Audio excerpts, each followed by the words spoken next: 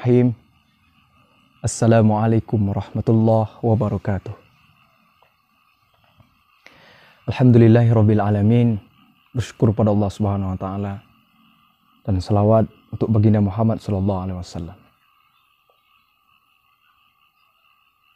Saudara penonton Pelantau Orang Muda, pada kesempatan malam ini saya akan membahas tentang radikalisme.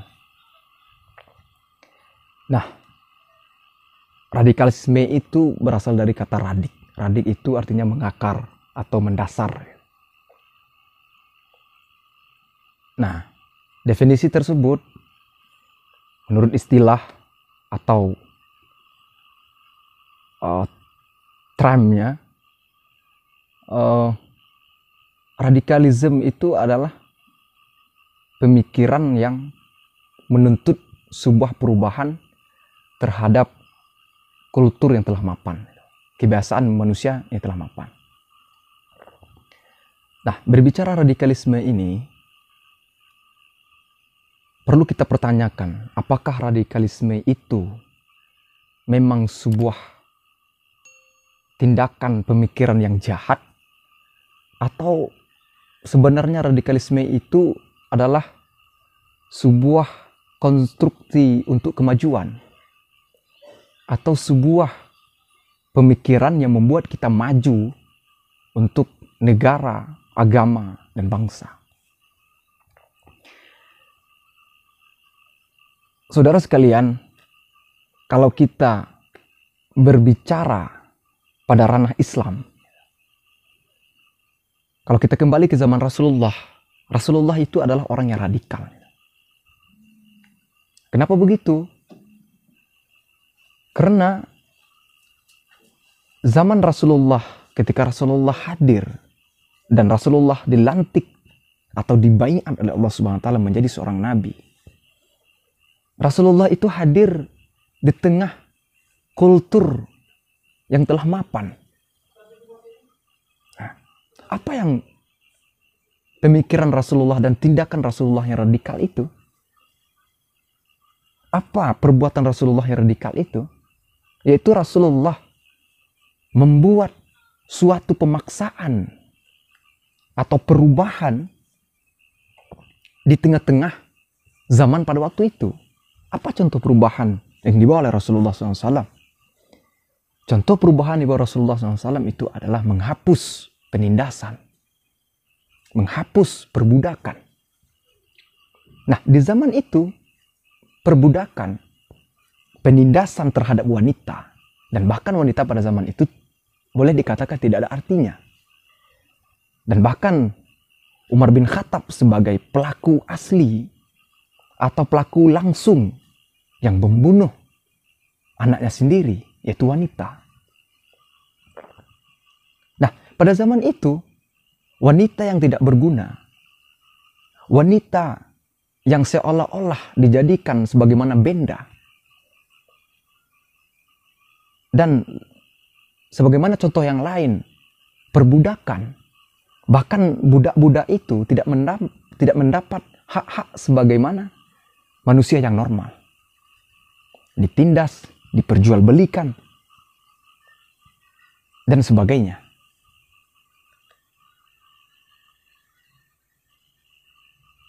Semenjak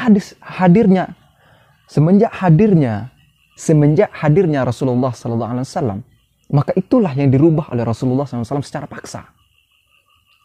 Apa yang dirubah? Yaitu menghapus sebuah penindasan. Nah, setelah menghapus sebuah penindasan, Rasulullah menghapus diskriminasi dan menjadikan manusia itu sejajar. Artinya apa, saudara sekalian? Artinya Rasulullah SAW telah melakukan perubahan secara paksa, yang mana pada zaman itu penindasan terhadap wanita, penindasan terhadap budak atau perbudakan itu menjadi kultur yang telah ada, menjadi sebuah kebiasaan yang lumrah. Nah, semenjak datangnya Rasulullah SAW, hal itulah yang diberantas secara paksa oleh Rasulullah. Makanya budak-budak itu banyak yang dibeli oleh Rasulullah, termasuk juga sahabat Abu Bakar, Umar, yang membeli para budak, dan akhirnya budak itu dimerdekakan dan diberikan hak yang sama dan diakui eksistensinya sebagai manusia. Berarti apa? Dari sejarah itu kita bisa melihat bahwasanya Rasulullah itu adalah orang yang menganut paham radikalisme. Kenapa? Beliau melakukan perubahan itu secara paksa di tengah-tengah kultur yang telah mapan. Sehingganya Rasulullah banyak ditentang oleh kaum kafir Quraisy dengan tindakan-tindakannya.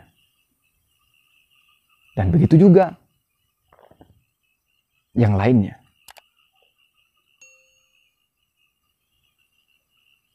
Sahabat sekalian yang saya banggakan. Nah, dengan dimusuhi Rasulullah itu, ada juga kebaikan di balik itu. Apa kebaikannya? Banyak orang yang tertarik dengan ajaran Islam. Banyak orang yang tertarik terhadap agama Islam. Kenapa tertarik? Karena agama Islam itu mengajarkan kesetaraan. Karena agama Islam itu berhasil merubah secara paksa. Apa yang dirubahnya? Apa yang dihilangkannya? Yaitu adalah eksploitasi terhadap wanita. Apa yang dirubahnya? Dunia perbudakan. Itu yang dirubah oleh Rasulullah SAW. Dan pada akhirnya diangkatlah harkat martabat manusia. Nah, dengan ajaran-ajaran itu menyamaratakan dan mengakui eksistensi manusia tersebut, maka banyaklah orang-orang kafir itu tertarik dengan ajaran Islam. Kenapa? Ajaran Islam itu tidak membedakan antara si miskin dengan si kaya, antara bangsawan dengan orang yang tidak bangsawan. Tidak membedakan hal seperti itu. Semuanya rata. Yang hanya membedakan itu adalah iman dan takwanya. Jadi agama Islam ini bukanlah agama yang ribet. Bukan agama yang susah, yang pelik. Melainkan agama yang mudah. Sebagaimana dikatakan agama Islam itu adalah agama yang rahmatan lil alamin. Rahmat bagi seluruh alam. Jadi saudara sekalian, mari kita berpikir sejenak. Mari kita berdialog dengan diri kita sendiri.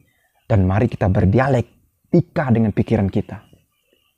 Bagaimanakah sebenarnya apa yang dimaksud dengan radikalisme itu? Apakah radikalisme itu adalah suatu perbuatan yang sangat jahat? Suatu perbuatan yang dilarang? Ataukah radikalisme itu adalah suatu perubahan yang menuntut rekonstruksi kemajuan untuk umat? Dan kesimpulannya saya kembalikan kepada saudara semuanya. Mungkin cukup itu yang dapat saya sampaikan. Mudah-mudahan ini bermanfaat dan mudah-mudahan ini menjadi bahan evaluasi bagi diri kita sendiri. Dan mudah-mudahan ini menjadi sebuah bahan perdebatan dalam pikiran kita sehingga kita menemukan solusinya. Apakah radikal itu memang suatu pemikiran yang jahat, suatu pemikiran yang sempit, ataukah radikal itu adalah suatu pemikiran yang membuat kita maju dan rekonstruksi kemajuan ke depannya. Cukup sekian yang dapat saya sampaikan. Banyak maaf. Fattaqullaha mastata'tum bila fi sabilil haq. Assalamualaikum warahmatullahi wabarakatuh.